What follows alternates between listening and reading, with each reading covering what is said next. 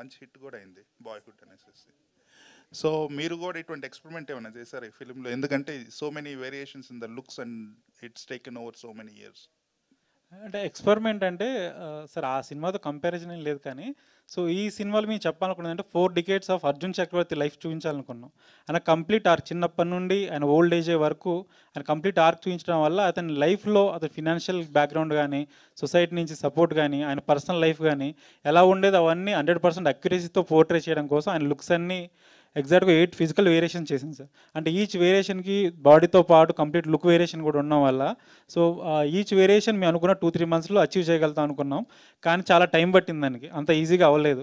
Weight loss అవ్వడం కానీ తను అంటే ఇమీడియట్గా 110 కిలోస్ నుంచి 76 రావడం, 76 నుంచి 96 వెళ్ళడం, అవి అనుకున్నంత ఈజీ అవ్వలేదు. మేము అనుకున్న 2-3 మంత్స్లో అవుద్ది అనుకున్నాం. బట్ తను చాలా హార్డ్ వర్క్ చేసి 4 మంత్స్ 5 మంత్స్ టైం తీసుకొని మరీ అక్యురేట్గా రావడం కోసం టైం తీసుకున్నాం సార్.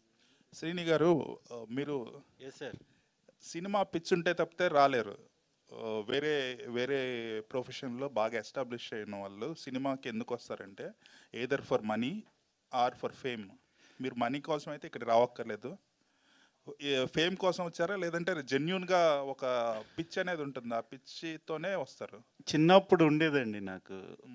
అండ్ మా బ్రదర్స్కి చెప్పకుండా సినిమాలకి వెళ్ళిపోతుండగా మళ్ళీ వాళ్ళు ఫ్రెండ్స్ తీసుకొచ్చి మా బ్రదర్స్కి అప్ చెప్పడము, మళ్ళీ వాళ్ళు చేయడం జరిగేదండి. సో చిన్నప్పుడైతే అట్లా చేసేవానండి. సో అదైతే ఉందండి, కొద్దిగా సైగా ఉంది చెప్పడానికి అంతే. Okay. Ajay, hello sir. So ఇందులో మంచి important character as a coach చేశారా ఏమన్నా? కోచ్? అవును సార్, సారీ నేను కొంచెం లేట్గా రావడం జరిగింది, I'm extremely sorry for that. అవునండి, కోచ్ క్యారెక్టర్ ప్లే చేశాను. పర్టికులర్గా నేను వేరే పనిలో ఉన్నాను యాక్చువల్లీ. ఈరోజు నా ప్రోగ్రాంలో ఇక్కడ రావడం లేదు, ఓపెన్గా చెప్తాను మీకు. బట్ నా మనసు ఒప్పలేదు for this kind of film. I'm literally rushing from France, ఇంకా నాకు బ్రీతింగ్ కూడా ఇది లేదు. So the amount of hard work kept by these guys, Venu కానీ విజయ్ కానీ and producers and everyone. నేను చేయాలి అంతే ఇంకా. సార్ విక్రాంత్ గారు. సార్ చెప్పండి సార్, మీరు మీ 9 ఏళ్ల కళ, మీ 9 ఏళ్ల కళ, 6 ఏళ్ల కష్టం, మీ టీం 6 ఏళ్ల కష్టం అంతా ట్రైలర్లో కనిపిస్తుంది. అదంతా యాక్చువల్గా ఈ మనకి స్పోర్ట్స్ సినిమాలు అంటే తెలుగులో భద్రాచలము, లేకపోతే హిందీలో మ్యారీ కోమ్, బాగ్ మిల్కా బాగ్ లాంటి సినిమాలు గుర్తొస్తాయి మనకి. మిమ్మల్ని ఈ సినిమా చేయడానికి ఇన్స్పైర్ చేసిన సినిమా ఏంటి? సినిమా నన్ను ఏం ఇన్స్పైర్ చేయలేదు సార్.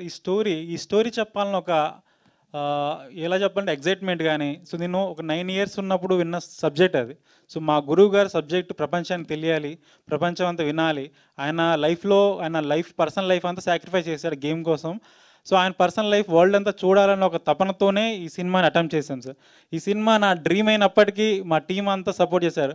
అంటే ఈ స్టోరీ అనేది ఒక అయస్కాంతంలో ఉంది సార్. మేమంతా ఒక ఇనుప ముక్కల్లా అందరం అతుకుపోయాం సబ్జెక్ట్కి. సో ఈవెన్ ఎంత స్ట్రాంగ్గా అతుకుపోయాం అంటే ఈ జర్నీలో ఈవెన్ క్యారెక్టర్ నుంచి బయటికి రావడానికి కూడా చాలా టైం పట్టింది సార్. ఒక రియల్ లైఫ్ని స్క్రీన్ మీద తీసుకురావాలంటే ఎంతో కొంత ఫిక్షన్ అవసరం. ఈ సినిమాలో ఫిక్షన్ పార్ట్ ఎంత ఉంటుంది, మనకి ఒరిజినల్ లైఫ్ స్టోరీ ఎంత చూపించారు సార్? మ్యాక్సిమం 100% అక్యురేట్గా చూడడానికి ట్రై చేసాను సార్. కొన్ని వీలు అవ్వలేదు. ఈవెన్ ఇప్పుడు మీ లవ్ స్టోరీ తీసుకుంటే ఆ లవ్ స్టోరీలో ఆయన లవ్ ఎలా చేశారు, పెళ్ళి ఎలా చేసుకున్నారు, ఆ ఇన్సిడెంట్స్ ఉన్నాయి సార్. బట్ అది ఎలా జరిగింది, అప్రోచ్ ఎలా జరిగింది, ప్రజెంటేషన్ ఎలా ఉన్నది అనేది నాకు ఐడియా లేదు. సో నా విజన్ అక్కడ యూజ్ చేశాను సార్, అంతే సార్. ఇంకోటి ఏంటంటే స్పోర్ట్స్ అనేది మనకి లాంగ్వేజ్తో పని లేకుండా ఎమోషనల్గా ఎవరిని కనెక్ట్ చేస్తుంది. బట్ కానీ ఎంతో కొంత నేటివిటీ ఫీలింగ్ అనేది వేరే లాంగ్వేజ్కి వెళ్ళినప్పుడు ఉంటుంది. ప్రొడ్యూసర్ గారు అన్నారు వేరే లాంగ్వేజ్లో కూడా విదేశాలు రిలీజ్ చేస్తూ ఉన్నారు.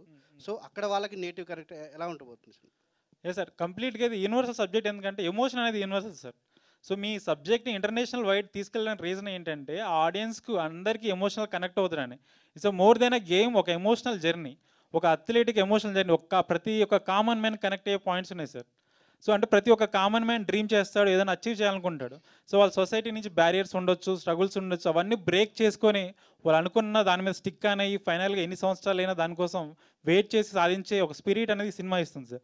ఈవెన్ మేము ఫారిన్ ఆడియన్స్ కూడా వాళ్ళ సినిమా చూస్తున్నప్పుడు వాళ్ళు ఎమోషనల్ కనెక్ట్ అయిపోయారు. ఈవెన్ చాలామంది క్రై చేశారు కొన్ని సీక్వెన్స్లలో. అది నాకు షాకింగ్ అనిపించింది. అంటే మేము మంచి సినిమా తీసాం, బట్ వాళ్ళు చాలా వాళ్ళ హృదయాలకు తీసుకునేసరికి నేను చాలా షాకింగ్ అయ్యాను, సర్ప్రైజింగ్ కూడా అయ్యాను. సార్ అజయ్ గారు,